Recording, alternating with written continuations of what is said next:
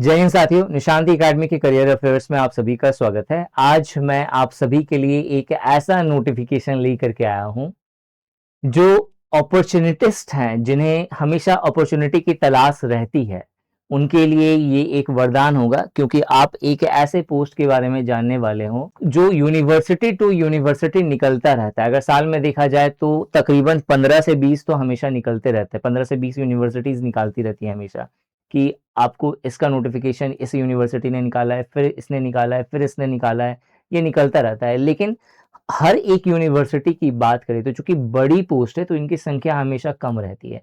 But plus point ये है कि एक बार अगर प्रिपरेशन कर लिया तो एक साल में कहीं ना कहीं किसी भी यूनिवर्सिटी में चले ही जाओगे। और जो पोस्ट है वो ग्रुप ए लेवल की है, असिस्टेंट रजिस्ट्रार। ये बहुत बड़ी पोस्ट होती है यूनिवर्सिटी के अंदर। तो उसका नोटिफिकेशन आया हुआ है विश्व भारती यूनिवर्सिटी का। पोस्ट बहुत ही कम है, मात्र एक। बट यहाँ पे रुकना नहीं है, क्योंकि असिस्टेंट रजिस्ट्रार बहुत सारी यूनिवर्सिटीज निकालती रहती हैं उसकी वैकेंसीज। और ओवरऑल देखा जाए तो आपको पूरे साल भर में आपको तकरीबन 100 से 500 के बीच में अलग अलग, मतलब सबको मिला दोगे ना, 100 से 500 के बीच में निकलती ही है टोटल वैकेंसीज। ठीक है, तो कहीं ना कहीं ये मान के चलो कि आपका होना है, अगर आपने एक बार ढंग से प्रिपरेशन कर लिया। इस वीडियो में मैं आपको इससे रिलेटेड हर एक डिटेल दूंगा। शॉर्ट में समझा दूं, आपके पास मास्टर डिग्री होनी चाहिए। इसके अलावा एज रिलैक्सेशन इसमें 40 साल तक का बोला गया है। मतलब आपका जो मैक्सिमम एज जो है यहाँ पे 40 होना चाहिए। कुछ केसेस में कुछ यूनिवर्सिटीज 45 ईयर्स तक भी काउंट करती हैं, बट विथ एक्सपीरियंस होता है।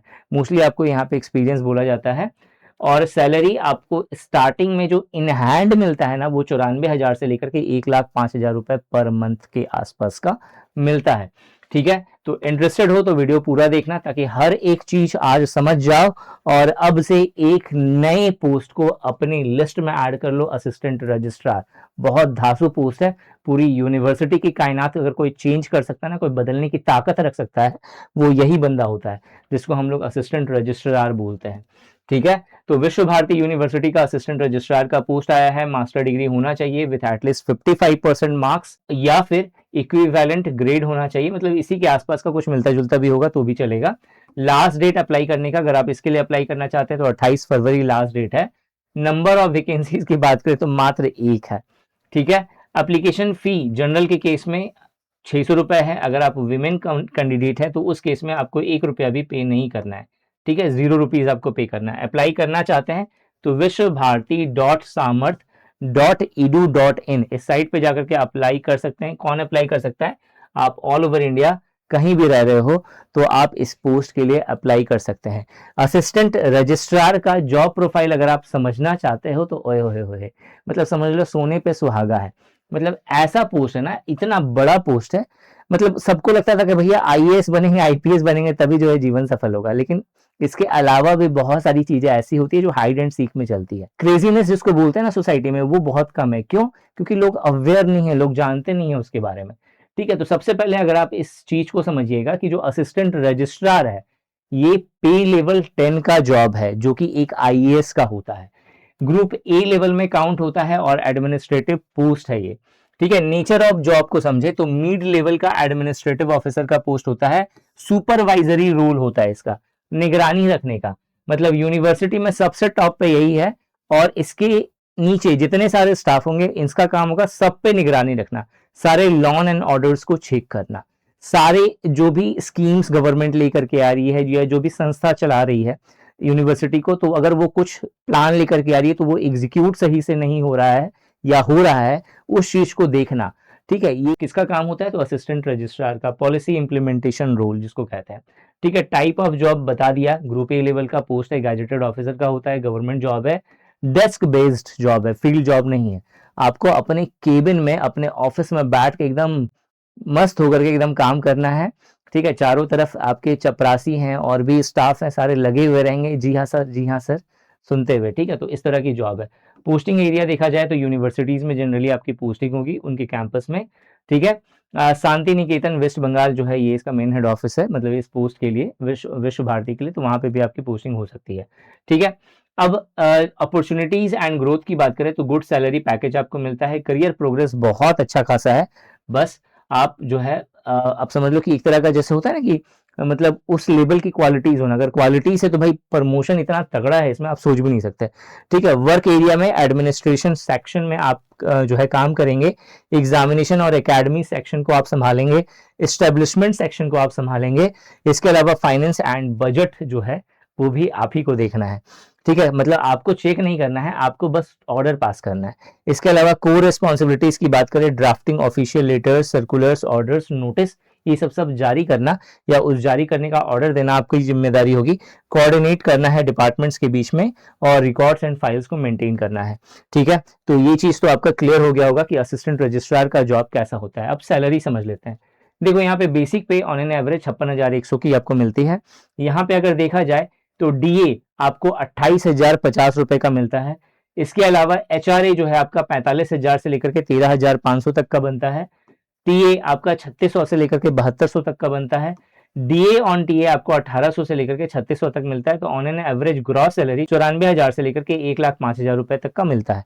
ठीक है, अब ये अलग अलग यूनिवर्सिटीज का अलग अलग है, कहीं पे ज्यादा है, कहीं पे थोड़ा सा कम है।